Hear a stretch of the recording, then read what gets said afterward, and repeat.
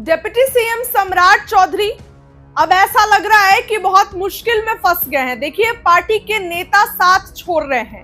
Deputy CM सम्राट चौधरी पर प्रशांत किशोर ने कई गंभीर आरोप लगाए हैं और अब इतने ज्यादा वो आरोप गंभीर हो गए हैं कि पार्टी के कद्दावर नेता, पूर्व सांसद रहे, जो वो लोग प्रशांत किशोर से डिग्री दिखाने की मांग कर रहे हैं। ऐसे में इस्तीफा देने की नौबत आ गई है।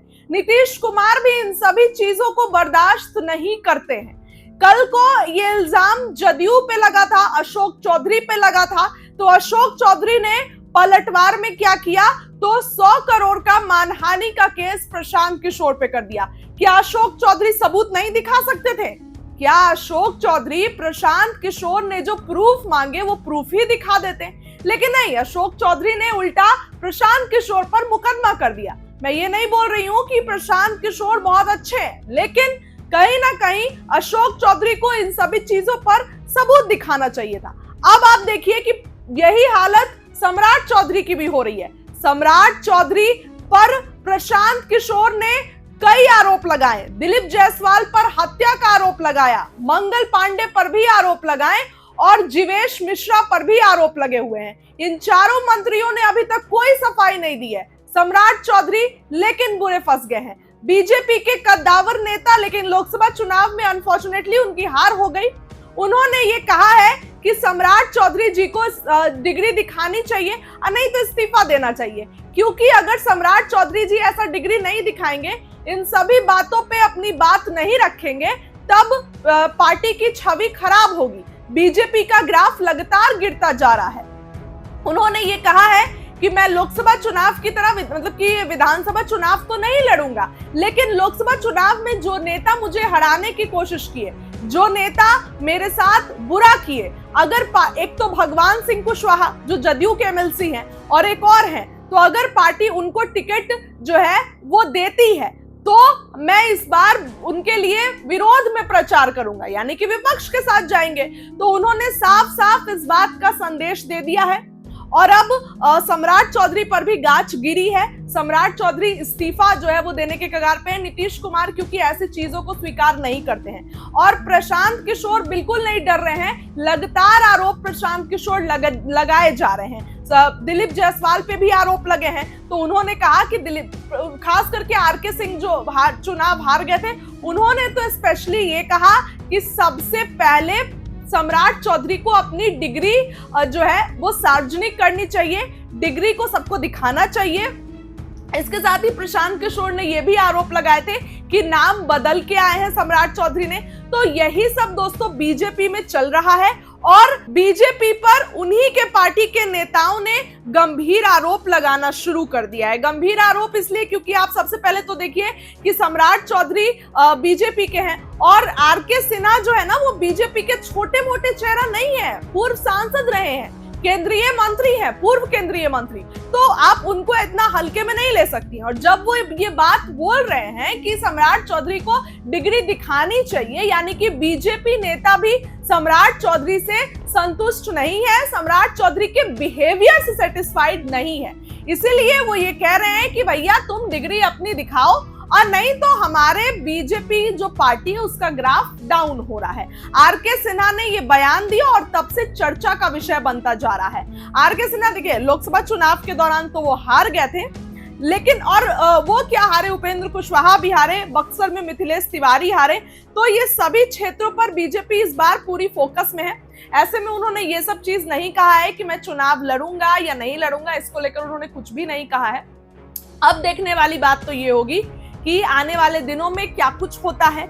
आने वाले दिनों में सम्राट चौधरी इस पूरे मामले पर क्या कुछ जो है वो बयान देते हैं। बहुत बहुत धन्यवाद। लोग हैं, ये गुंडों को पालने वाली पार्टियां हैं, गुंडागर्दी है, उनके कंट्रोल में भी चीजें नहीं। ये अपराधी के लोगों को जोड़कर सरकार बनाना चाहते हैं, अपराधियों के गठजोड़ से सरकार बनाना चाहते हैं, गुंडों के बल पर सरकार बनाना चाहते हैं। महागठबंधन के लोग, लालू प्रसाद जी का परिवार हो, राहुल गांधी का परिवार हो, इसको सार्वजनिक माफी यानी नहीं मांगते हैं, तो इससे स्पष्ट होता है कि इनके इशारे पर प्रधानमंत्री जी के मां को गाली दिया जा रहा है। राजद के लोग कह रहे हैं कि ये पूरा जो वीडियो है ये बीजेपी के आईटी सेल ने इसे एडिट किया है और फिर इसे प्रसारित करवाया गया है। देखिए, रोज की घटना है, रोज इस तरह की बातें आ रही। दरभंगा में क्या हुआ, कांग्रेस पार्टी के ट्विटर हैंडल में क्या हुआ, और कल महुआ में क्या हुआ, ये तमाम चीजें बिहार की जनता देख रही है। बिहार की जनता इसका जवाब अगले 2 महीने में देगी। क्या रोहिणी यादव जिस तरह से अभी लालू परिवार में विरोध कर रही है, धन्यवाद। क्या आप एफआईआर कराएंगे तेजस्वी इसके लिए, अगर वो माफी नहीं नहीं मांगते हैं तो? देखिए, एकदम इन चीजों पर भारतीय जनता पार्टी पूरी निगाह डालेगी, और जरूर मैं अपने जिलाध्यक्ष को जरूर कहूंगा कि ऐसी घटना पे तुरंत कार्रवाई करें। सर आज 5 बजे शाम में देश के प्रधानमंत्री देश को संबोधित करने वाले हैं। तो सुन लीजिएगा, प्रधानमंत्री जी बोलेंगे तो मैं उनकी बात कहां से बता पाऊंगा। आप लोग कुछ करेंगे इस पर? एक एफआईआर तो शायद पटना में आप लोगों ने कराया है, आगे भी कोई कार्रवाई करेंगे? ये लोक लज्जा का विषय है। जिस तरह प्रधानमंत्री जी को लगातार ये तीसरी बड़ी घटना है, और आदरणीय प्रधानमंत्री जी की माता जी जो स्वर्गवास हो चुकी है, उनको गाली देने का काम करना, इससे बड़ा लोकतंत्र के लिए शर्मनाक चीजें हो ही नहीं सकता। इसलिए मैं इसकी भर्त्सना करता हूं और पुरजोर विरोध करता हूं। धन्यवाद। है तब लगातार तीसरी बड़ी घटना इस देश के यशस्वी प्रधानमंत्री नरेंद्र मोदी जी की मां को गाली देने का काम राजद के गुंडे, कांग्रेस के गुंडे, लालू प्रसाद जी के परिवार के इशारे पर गाली देने का काम कर रहा है।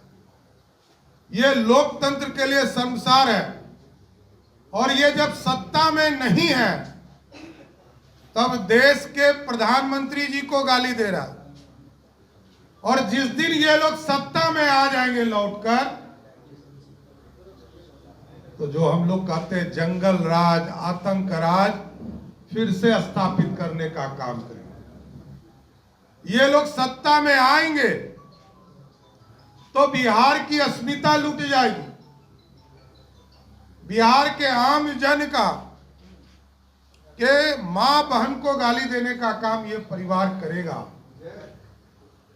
इसलिए लोकतंत्र के लिए इससे बड़ा शर्मसार कुछ नहीं हो सकता है।